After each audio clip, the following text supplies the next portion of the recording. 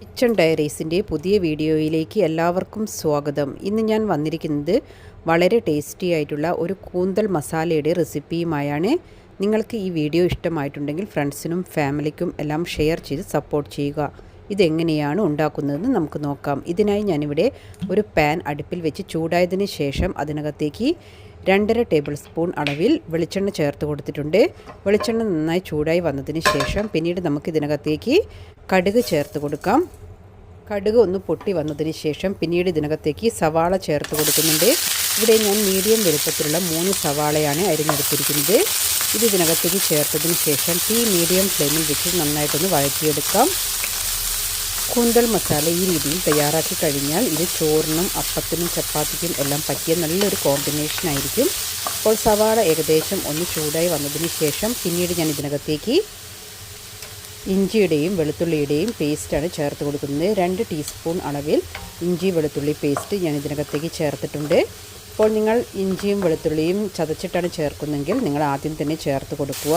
അപ്പോൾ ഞാനിവിടെ നന്നായിട്ട് ഒന്ന് ഗ്രൈൻഡ് ചെയ്തതിന് ശേഷം ചേർത്തത് കൊണ്ടാണ് ഈ സമയത്ത് ചേർത്തിരിക്കുന്നത്. അപ്പോൾ ഈ ഇഞ്ചിയും വെളുത്തുള്ളിയും ചേർത്തതിന് ശേഷം അതിൻ്റെ ആ പച്ചമണമെല്ലാം മാറുന്ന സമയം വരെ ഇത് നമുക്ക് നന്നായിട്ടൊന്ന് വഴറ്റിയെടുക്കാം.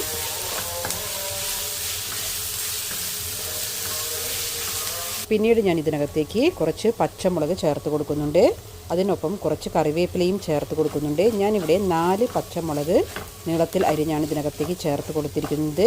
അപ്പോൾ എരിവെല്ലാം ഓരോരുത്തരുടെ ഇഷ്ടത്തിനനുസരിച്ച് കൂട്ടിയും കുറച്ചും എല്ലാം ചേർത്ത് കൊടുക്കാവുന്നതാണ്. അപ്പോൾ ഇതുകൂടെ ചേർത്ത ശേഷം ആ സവാളയെല്ലാം ഒന്നുകൂടെ ഒന്ന് വഴറ്റിയെടുക്കുന്നുണ്ട്. അപ്പോൾ സവാള ഏകദേശം നന്നായിട്ടൊന്ന് വഴന്നു വന്നതിന് ശേഷം നമുക്ക് ഇതിനകത്തേക്ക് ആവശ്യമുള്ള മസാലകൾ ചേർത്ത് കൊടുക്കാം.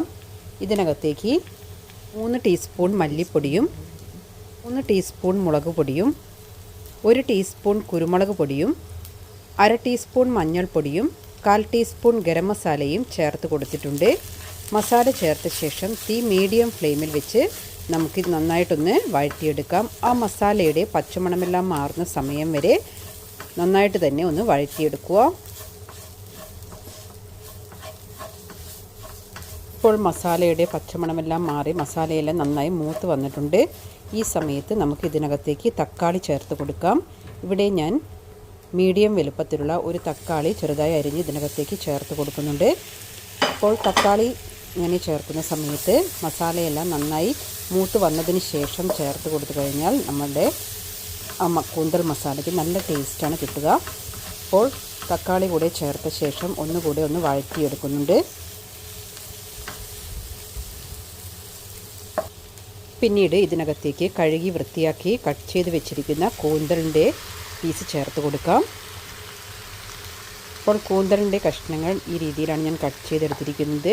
അപ്പോൾ കൂന്തലിൻ്റെ പീസ് ചേർത്തതിന് ശേഷം നന്നായിട്ട് തന്നെ ഒന്ന് മിക്സ് ചെയ്തെടുക്കുക. ആ മസാല കൂന്തലിൻ്റെ എല്ലാ ഭാഗത്തും എത്തുന്ന വിധത്തിൽ നന്നായിട്ട് തന്നെ ഒന്ന് ഇളക്കിയെടുക്കുക. അപ്പോൾ ഞാനിപ്പോൾ ഹൈ ഫ്ലെയിമിൽ വെച്ചിട്ടാണ് ഇത് മിക്സ് ചെയ്തെടുക്കുന്നത്.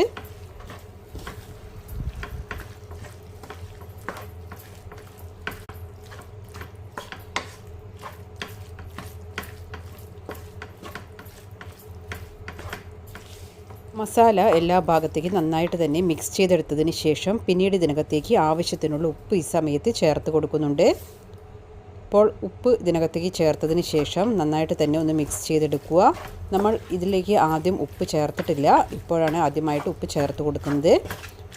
അപ്പോൾ ഉപ്പ് കൂടി ചേർത്ത ശേഷം നന്നായിട്ട് തന്നെ മിക്സ് ചെയ്തതിന് ശേഷം പിന്നീട് നമുക്ക് ഇതിനകത്തേക്ക് അല്പം മാത്രം വെള്ളം ചേർത്ത് കൊടുക്കാം. ഇതിനകത്തേക്ക് 1/4 കപ്പ് അളവിൽ വെള്ളം ഞാൻ ഈ സമയത്ത് ചേർത്ത് കൊടുക്കുന്നുണ്ട്. അപ്പോൾ വെള്ളം കൂടുതൽ ചേർക്കേണ്ട ആവശ്യമില്ല, കാരണം കൂന്തൽ കുക്കാവുന്ന സമയത്ത് ഇതിനകത്ത് നിന്നും വെള്ളം ഇറങ്ങി വരുന്നതാണ്. അതുകൊണ്ട് അല്പം മാത്രം നോക്കിയിട്ട് ചേർത്ത് കൊടുത്താൽ മതി. അപ്പോൾ വെള്ളം കൂടി ചേർത്ത് ഇത് നന്നായിട്ട് മിക്സ് ചെയ്തതിന് ശേഷം നമുക്കിത് കുക്ക് ചെയ്തെടുക്കാം. അപ്പോൾ തീ മീഡിയം ഫ്ലെയിമിൽ വെച്ചിട്ടാണ് ഞാനിത് കുക്ക് ചെയ്തെടുക്കുന്നത്. ഇത് കവർ ചെയ്ത് നമുക്കിത് കുക്ക് ചെയ്തെടുക്കണം.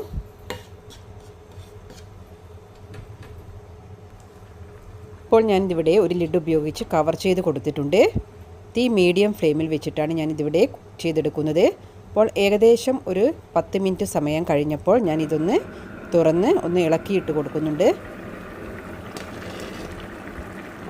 അപ്പോൾ കൂന്തൽ കുക്ക് ചെയ്യുമ്പോൾ പ്രത്യേകം ശ്രദ്ധിക്കേണ്ട കാര്യം കൂടുതൽ സമയം ഇത് കുക്ക് ചെയ്യാൻ പാടില്ല. അപ്പോൾ കൂടുതൽ സമയം കുക്ക് ചെയ്യും തോറും ഇതിൻ്റെ പീസെല്ലാം ഒന്ന് ഹാർഡായി തീരുകയാണ്.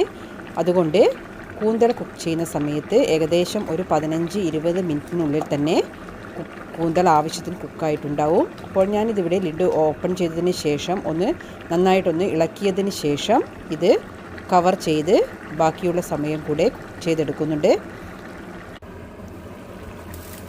അപ്പോൾ ഏകദേശം ഒരു 20 മിനിറ്റ് സമയം ആയപ്പോഴേക്കും കൂന്തലെല്ലാം ആവശ്യത്തിന് കുക്കായി കിട്ടിയിട്ടുണ്ട്. അപ്പോൾ നിങ്ങൾക്ക് ഇത്രയും ഗ്രേവി വേണ്ട എങ്കിൽ നിങ്ങൾക്ക് ഇതിൻ്റെ ലിഡൊന്ന് ഓപ്പൺ ചെയ്തതിന് ശേഷം ഇതിൻ്റെ ഗ്രേവി ഒന്ന് വറ്റിച്ചെടുക്കാവുന്നതാണ്. അപ്പോൾ ഞാൻ ഈ ഒരു കൺസിസ്റ്റൻസിയിലാണ് മസാല തയ്യാറാക്കുന്നത്. അപ്പോൾ നമ്മൾ നേരത്തെ ഇതിനകത്തേക്ക് കുറച്ച് കറിവേപ്പില ചേർത്ത് കൊടുത്തിരുന്നു.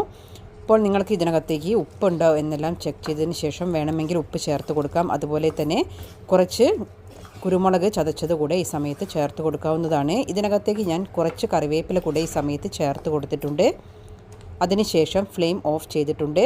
അപ്പോൾ നമ്മുടെ വളരെ ടേസ്റ്റി ആയിട്ടുള്ള കൂന്തൽ മസാല ഇവിടെ തയ്യാറായിട്ടുണ്ട്. നിങ്ങളെല്ലാവരും ഈ രീതിയിലൊന്ന് ട്രൈ ചെയ്ത് നോക്കുക.